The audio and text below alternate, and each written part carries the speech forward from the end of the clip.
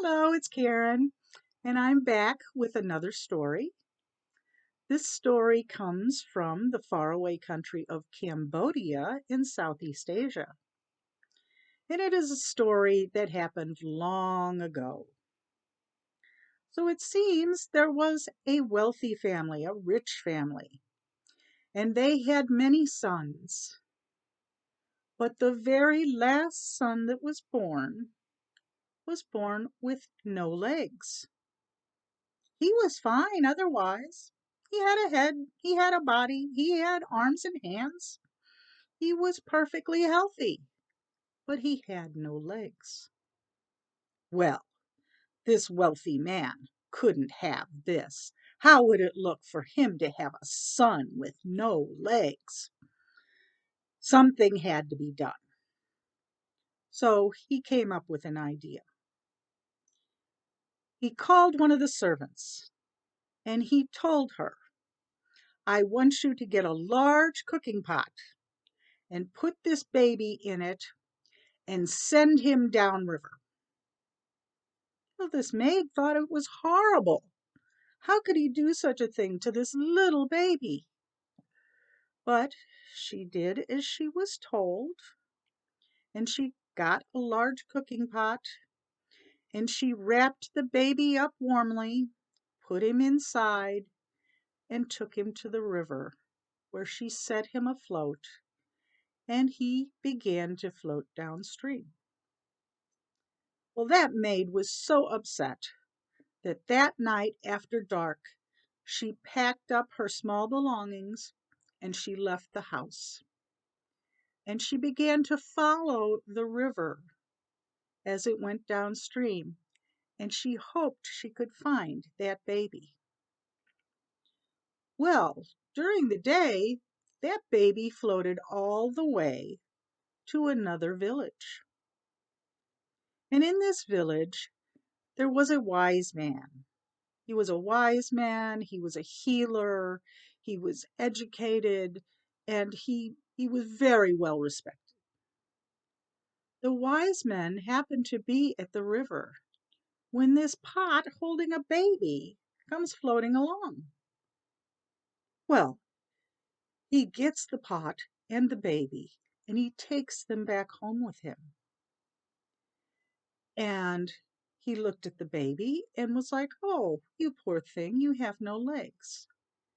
But I have no son. So you can live with me for the rest of your life.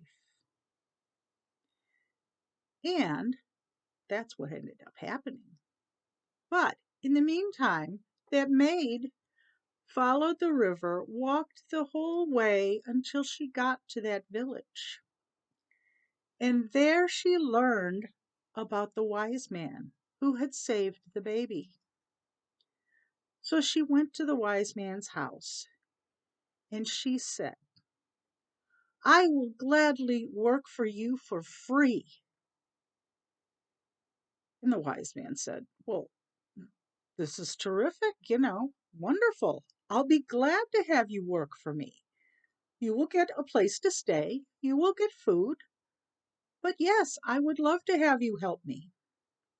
So the maid got to care for the baby, and the baby grew, and the wise man taught him how to read, he taught him how to do math, he taught him all kinds of things, and he even taught him about medicine.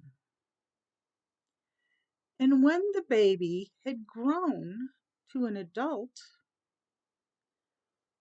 the wise man decided that this boy, now a man, should go take the exam to become a licensed doctor. So they took the trip to the capital city, and the boy went in to take the exam. Now, the other men taking the exam, they're looking at him like, what kind of doctor could he be? I mean, he can't even walk around. How could he be a doctor? But that legless boy, had learned so much that he got the highest score ever on the exam. The king was so thrilled that this boy had done this that he gave him a litter and 2 litter bearers to carry him wherever he needed to go. So they went back to the town where they were living, and he became, the town doctor. He became the doctor to many people around. And because he was carried from place to place by these 2 men, he was given the nickname the Four-Footed Doctor. Now, he was very successful. He had lots of patients. The people loved him. But back to his wealthy family. It seems that the wealthy man had become ill, and he was seriously ill, and none of his doctors seemed able to help him. So finally, he had heard about the Four-Footed Doctor. So he sent a message saying, I need you to come help me. Well, the servant who took the message, when he got there, the maid who had worked for the wealthy man answered the door. And the 2 servants recognized each other. And he told her about the wealthy man being ill and needing the Four-Footed Doctor. And the maid said, I'm sorry, he's too busy. He can't make the trip to help him. He just can't do it. Well, the servant went away, went back to his master, and said, I'm sorry, the Four-Footed Doctor is too busy to come. And the wealthy man said, well, that's ridiculous. He said, he must come. He said, tell him that I will give him all my possessions, including my house, if he comes to cure me. So the servant went back to the other town and talked to the maid again and told her, the wealthy man is going to give everything to the doctor if he comes to help him. Well, the maid decided, okay, in that case, the doctor will go.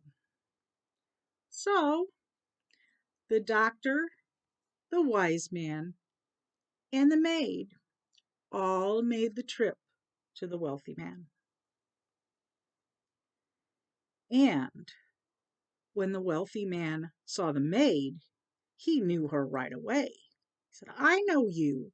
You're the one who ran away from here. And she just nodded, said, yes, that was me. Well, the Four-Footed Doctor took care of the wealthy man, and he found out what was wrong with him, and he cured him. And the wealthy man kept his word, and he gave the Four-Footed Doctor his house and all his possessions. Well, at that point, the maid said, I have something to tell all of you.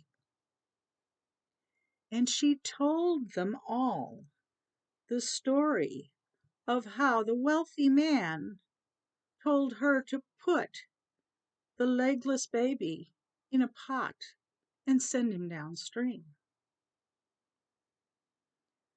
Well, the wealthy man was shocked that this was his son, all grown up and being a successful doctor, because all his other sons were wastrels.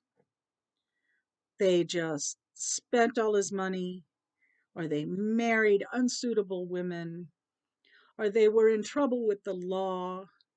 They were just all problems. And here the child he gave up was a successful and well-loved doctor.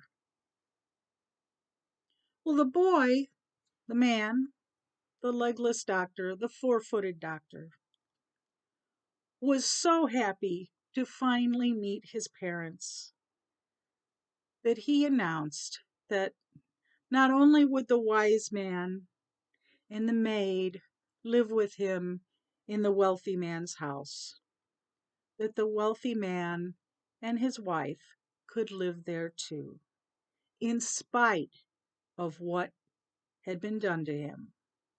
He forgave his father and allowed him to live with him for the rest of his life. And that is the story of the four-footed doctor.